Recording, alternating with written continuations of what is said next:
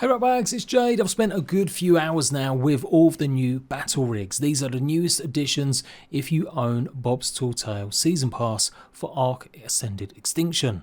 As someone that's been really critical of a lot of these additions, feeling like they're paid to win or just really not that great, I really actually love the battle rigs. They've definitely revamped how the mechanics of moving vehicles work. We've only had a couple in the past, but they were definitely leaving much to be desired. So now we've got these, and yeah, they're great. Some of the additions and mods that you can apply to them aren't necessarily the best, but overall, the feeling of driving these around, especially in Extinction, was really fun. So complete breakdown guide on what you should be doing to get all of these. Let's go. So crucial bit of information, the engram you need to unlock the new garage is going to be level 50.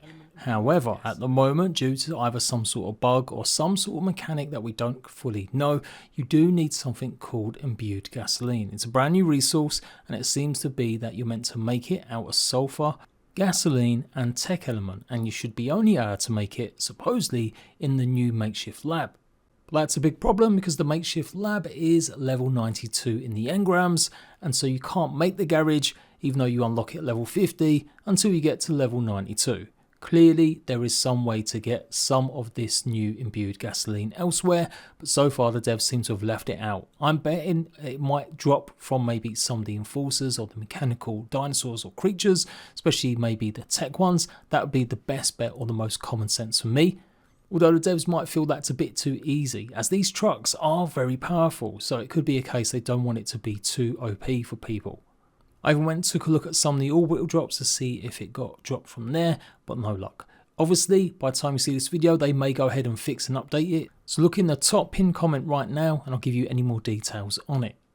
There's the full list of ingredients: 300 cement paste, 1250 ingots, 650 polymer, 225 oil and 100 spark powder. You'll also need 100 of that imbued gasoline. And again, as you might expect, this is crafted at the fabricator. You can place it down, and there is an option to remove the roof if you don't like having a overhang. If there's any kind of dinosaurs or even dead bodies, and sometimes on the actual raises where you have got your vehicle, it will tell you that you can't place or recall one. So make sure that's always cleared in case anything's trying to bug you. You need 10 element dust, 10 metal ingots and 1 gasoline to go ahead and craft the very basics of an actual rig, with a ton of very similar themed resources to craft all the different additions. If rigs are nearby your garage, you can simply go ahead and store them and they'll magically appear inside your garage, and you can recall them or deploy them whenever you want. Just like any other dinosaur creature, they'll have their own inventory space. I'll cover some of the details about the health and stuff and the differences. There are 3 different classes. You've got racer, roll cage and then truck.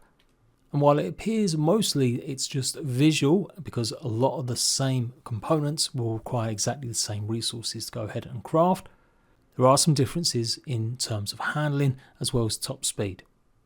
So the difference between the 3 classes is literally the handling. You wouldn't maybe be too surprised to see that the racer is very fast, but it doesn't necessarily have the same sort of turning radius.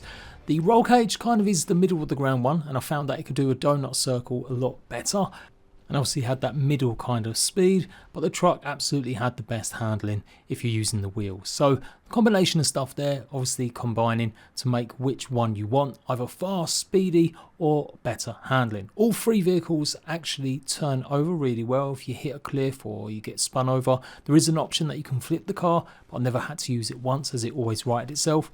And I'm actually really impressed in how they handle, especially compared to the old ATV that used to be in Ark. No matter what battle rig combination you go for with just the racer, the roll cage and the truck, they're all going to amount to 5000 HP. They're listed as all using the same amount of fuel, but I contest that a bit. But maybe it's to do with what add-ons you have that burn more, as it definitely felt like the racer burned through the actual fuel a little bit more, and supposedly they all weigh the same. Now depending on what mods, front ends and turrets you put on, that can change maybe the weight and the speed. Not only can you craft them from the garage, but you'll also be able to get them from drops from the orbital defences, and this is where you're going to get Mastercraft, Journeyman and stuff, which can give you additional health, more durability and stuff like that.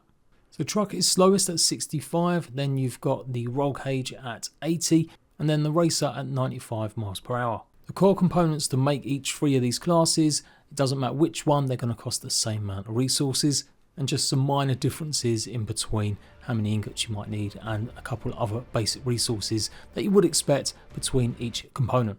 So the engine parts are going to need slightly more or different resources compared to maybe the wheels. I won't bore you and rattle off each one, you can take a look for yourself if you want to pause it, but you get the idea.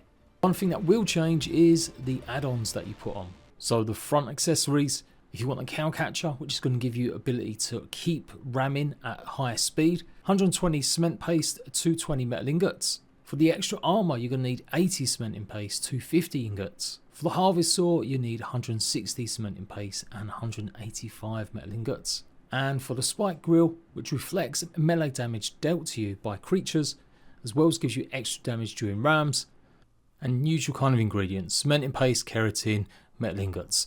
The one exception is that some of these, like I said, they do require the imbued gasoline.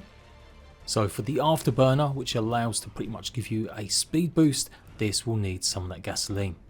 So I'm a controller scrub, so I always use RT or R2 to go ahead and go forward, and then LT or L2 to reverse and slow down. And if you're in just normal drive mode, by tapping the RB R1 button, that's going to give you your afterburner speed boost.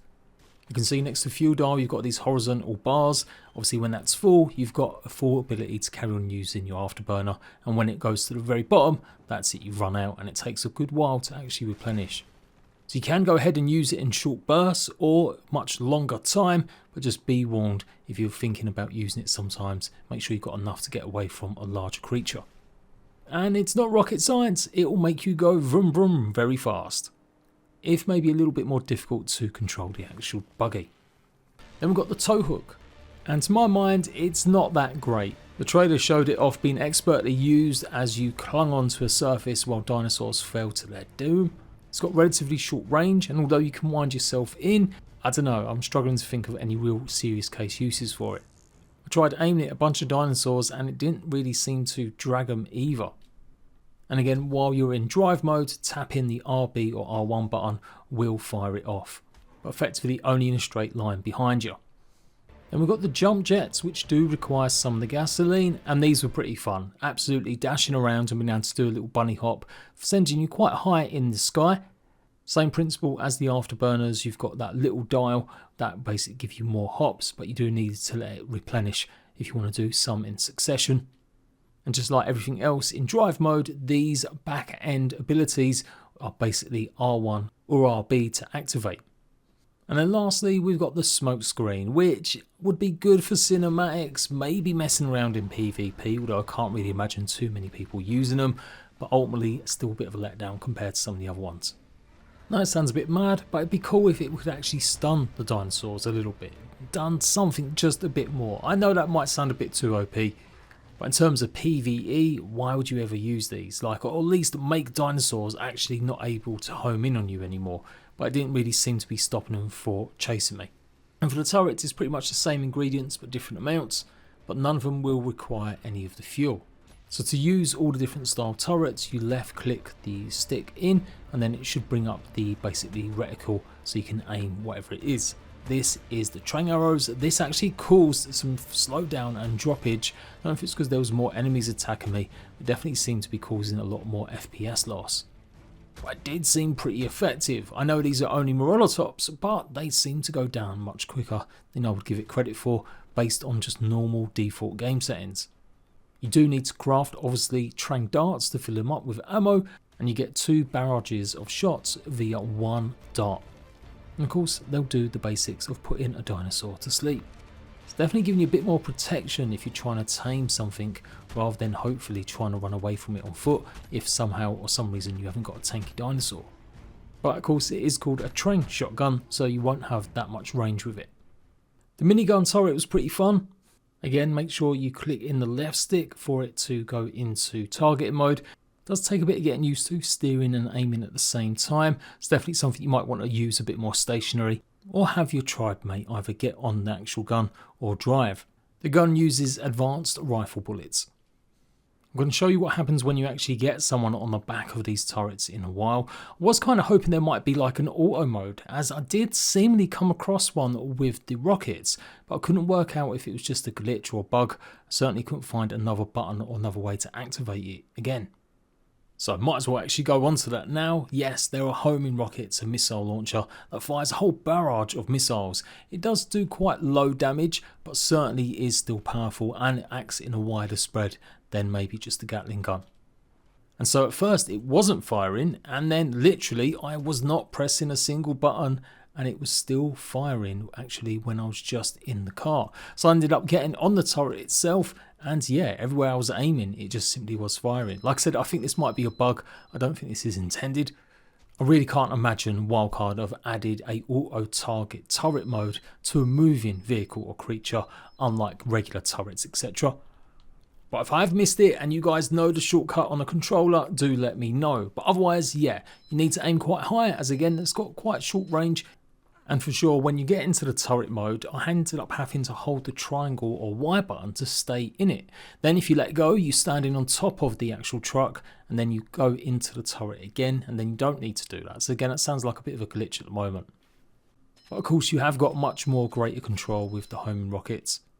I mean, they are homing rockets, right? You would expect them to maybe home in and aim for something automatically anyway, or at least just certainly not lose track. But the sights never really got smaller, so I don't know if I'm again missing something, but it felt more like I was just firing regular rockets than homing ones. What I thought was really cool is you can see the individual rockets loading up into the launcher. Yeah, that was really something nice. As I went and killed this Molotov and her babies. Absolutely the coolest turret was the flamethrower, just absolutely lighting up. The effects on the flames are really good as well, and I just really liked it. It's got surprisingly pretty good range. Just be careful you don't set alight any of your accompanied dinos or teammates. And yeah, just really cool to use. So that's the back end and the turrets. A little quick mention of the front stuff. So the cowcatcher maintains your speed when you ram a creature, and at first it doesn't really feel like it because you can sometimes rebound from large creatures and it does kind of stop your momentum, but you will notice that the speed dial doesn't always dip all the way to 0, so you kind of maintain a little bit of speed, but I would still say it's a bit disappointing. You can't really like just bunch and push a bunch of creatures out of the way unless they're actually really small than you. Spikes, which you need some additional keratin to go ahead and craft, they're meant to reflect damage back if any creatures go and hit you with melee damage, and generally you'll do a lot more damage with your ram speed as well. There's a front shield that you can equip that will give you an extra 100% defense, and then probably most disappointing of all, there is meant to be a resource gatherer that you can put at the front of it. However, apart from some additional thatch, it was a bit disappointing. It wasn't really actually giving you that many resources. You don't get any kind of stone if you smash into it, although it won't stop you or make you rebound. And you get minimal wood. Like, I realised there are dinosaurs specifically for that, so I guess I don't know what I'm expecting. But when something says it can help gather resources, I don't know. I'm hoping it will give me something different or some sort of unique use for it. What I suggest it does in the future, maybe it can harvest dead bodies since it's got all these big massive saws on it, and that could give you more of the meat. Or simply just be able to gather it up if you kill a creature in one hit. But yeah, pretty disappointed. I wouldn't recommend utilising it. There's definitely lots of obviously better dinosaurs, unless you really do want to pick up some fibre as you're just driving around aimlessly. Each one of the cars has pretty much got its own overall health, and then you'll notice that some of the parts, the durability on them definitely needs to be repaired at some point. So you have to take it back to the garage and you can repair it for something as simple as thatch. They can function in water. They will go through quite deep pools, although I wouldn't recommend taking it into the ocean anytime soon. And there are controls, just like with the other dinosaurs and creatures you ride with mounts, that you can adjust the camera angle so you can get a bit closer or a bit further. But I did notice the further I zoomed out, the tougher it was to actually steer a lot of them. If you hold the square or X button, depending on your console, you can access the headlights. Switch seats to the passenger seat, so you have got pretty much ability to carry 3 players in total on these, or maybe transfer yourself to the turret. Also does have a pretty cool in-car radio where it will play different soundtracks, themes from obviously the Ark soundtrack. So that was really cool. And again, you can access that by holding down the X or the square button. If If you really get it stuck, like for example some of the pools in the city, you can go ahead and pick the battle rigs up. But this will then be on a cooldown, and basically it won't be charged enough until you go and put it back inside the actual garage. Default numbers are around 5 hours. Last couple of things to note, it does look like there are going to be some skin slots, so unless there's something I missed where you can unlock them from defeating certain bosses, I'm guessing maybe titans, I couldn't find anywhere else that you could get some of the skins if there are, but you can go ahead and paint and customize them just like you expect you might. Lots of different regions, and here's the monstrosity that I came up with, looking like something like the Joker might actually drive, I reckon. And maybe a little bit more classy, going for the all black and maybe all white vehicles. Yeah, I like the look of these, ain't gonna lie. I'm sure some modders out there will go absolutely ham on some of this stuff. So there we go, that's pretty much everything you need to know about crafting and making your own battle rigs, bar of course this small glitch. They also didn't even have the fuel that you could see the recipe for it or the item to go and craft. That was something I told you guys you could spawn in, so here's the spawn code if you still just want to mess around with that as well. They did do a small patch and added it to the makeshift lab, but again that problem still persists. You can't actually craft more of the imbued gasoline until you get to level 90, so what's the point in unlocking a lot of this at level 50? I'm sure more will be revealed soon, and I tried waiting and delaying this video as long as I could just so I could give the definitive answer. Like I said, look out in the top pinned comments to see exactly how you're meant to be able to access and use these at level 50. You do get given one piece of fuel, and it can last a little while, like a few minutes maybe, when you first go ahead and craft one of these, but it doesn't solve how you're meant to get them in the first place, the imbued gasoline, to make the actual garage itself. And if you got this far, thanks a lot for watching. This is my first art guide I've done in a while, on the main channel at least, and hopefully you want to see more from me. So please leave a like if you find it useful, and I'll see you right back some more news info guides for Ark in the future. Bye bye.